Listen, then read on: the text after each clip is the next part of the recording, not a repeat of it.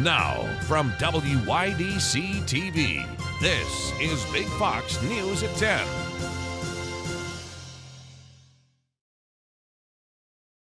Thank you for joining us. I'm Ann Emanuel.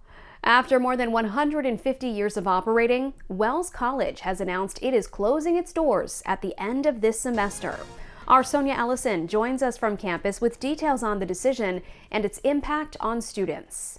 Just the email at 7 a.m. right when I woke up and then so many questions. Yesterday, Wells College announced it's closing at the end of this semester, citing it does not have enough financial resources or projected revenue for the school to continue. It's really sad, especially I'm really sad for the teachers because they just found out yesterday and they don't have a job anymore. Students were notified of the closure with less than 1 week left of spring semester classes. I just wish I knew sooner so I could prepare and have a plan and not kind of be overwhelmed. It's just so last minute and I have all these plans for next year and it's just kind of like thrown away. So I don't really know what to do. Seniors are set to graduate Saturday, May 18th at McMillian Hall, but underclassmen are planning what's next. I might actually just take a year off or a semester off and just figure it out because it's really short notice. Crystal is a rising senior who would have graduated next spring. She says the news has left her uncertain about finishing college and if her student loans will be forgiven since the school is shutting down. And I only have a year left, then I might just go with what they can give me because I don't have anything left in me to just look at other places to go and just hopefully get in. I just want to be done with my degree. Wells made an agreement with Manhattanville University as a preferred teach-out partner. Neighboring colleges like Excelsior, Mercy University, Hobart and William Smith College, Keuka College, Lemoyne College, and SUNY Brockport will also be teach-out partners where Wells students can transfer and continue their education. I am very confused on everything. I was planning to study abroad in Japan. So I've been planning that the whole time, so I have no idea what the plan is for that. I'm actually about to go talk to my advisor and figure all that out right now. I'm just getting a lot of apologies, but I'm not getting any answers. Wells said they are talking with stakeholders to finalize the closure plan. Students are also figuring it out. Finding out so last minute with 1 year left was extremely unfortunate and very upsetting, and it's just a lot, and just having to figure it out kind of feels like by myself, and just it's a lot to take in. Sonia Ellison, Big Fox News, Aurora. College campuses across the country are struggling to contain protests over the war between Israel and Hamas, and now Congress may get involved. Rebecca Castor has the latest. A Free Palestine banner now hangs from Hamilton Hall on Columbia University's campus after student protesters took over the academic building Monday night. It's the latest escalation as students at universities across the country continue to defy campus rules. And Washington is taking note. Smashing windows with hammers and taking over university buildings is not free speech. It is lawlessness. They're a bunch of little babies that don't understand the reality of the world around them. This is out of control. We've got to protect the innocent students there. House Speaker Mike Johnson plans to bring an anti-Semitism awareness bill to the House floor this week, which could redefine what's classified as hate speech. It could also pave the way for protesters to face criminal charges and allow lawmakers to cut federal funding to universities that don't control anti-Semitic behavior. If they're not doing their job, everything should be at risk. Their whole enrollment base. Do you think parents are going to send their children to these schools that they're seeing total anarchy? The White House condemned the protesters' violent rhetoric, something the Secretary of Education reiterated Tuesday afternoon on Capitol Hill. I think what's happening on our campuses is abhorrent. Hate has no place on our campuses. Yet some lawmakers think those are empty words. The Biden administration is utterly failing the American people right now and failing the Jewish community across this nation. And I ask you to do more. Columbia officials now say students who broke into Hamilton Hall could face expulsion from the university. In Washington, Rebecca Castor, Fox News. After a stormy afternoon for some parts of the southern tier, we are now in the clear. Alyssa has the latest. Well, good evening. The day did start off with a little bit of that sunshine, but then storms are firing up as we stepped into the late afternoon, early evening. But we are watching that those rain chances are on the way out, and we are working into what will be some bright days as well as warming temperatures. Now, we did experience our first 80-degree day yesterday, but we have another one that will take us into our first few days of May. But I'll dive into that full 7-day outlook coming up here in just a few minutes. Across the U.S., more than 100,000 people are on the waiting list for organ donation. As National Donate Life Month comes to a close, our Dante Brown finds out how New York State can fight the donor shortage. Here in New York, the State Health Department reports that almost 8,000 people are currently waiting for life-saving organ transplants.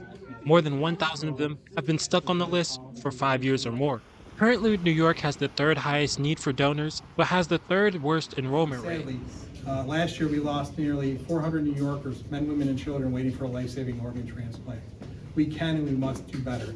Here in the Southern Tier, there has been progress on this front. In Steuben County, as of December 31st, 2023, 74% of the residents who were eligible to be donors, 18 and over, were registered as donors. And that's with even more looking to be done.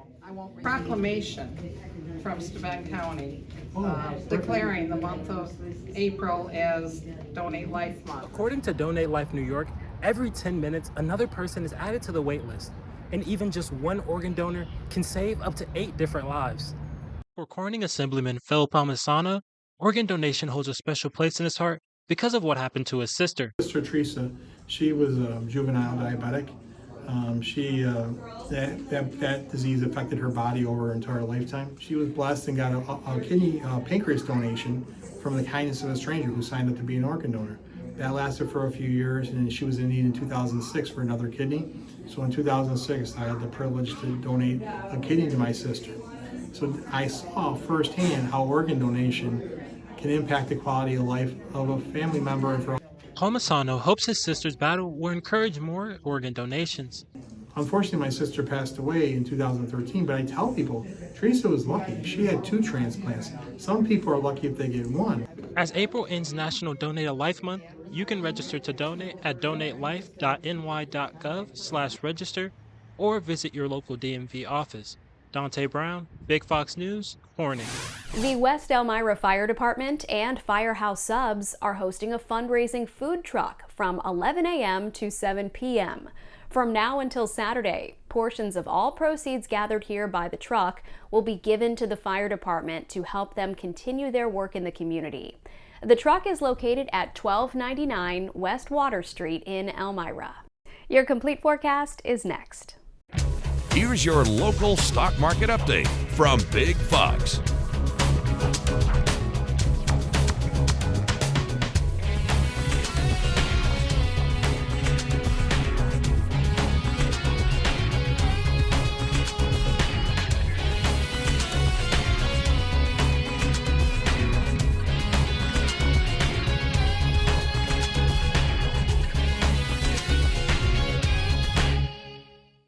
Now, your Twin Tiers forecast from Big Fox.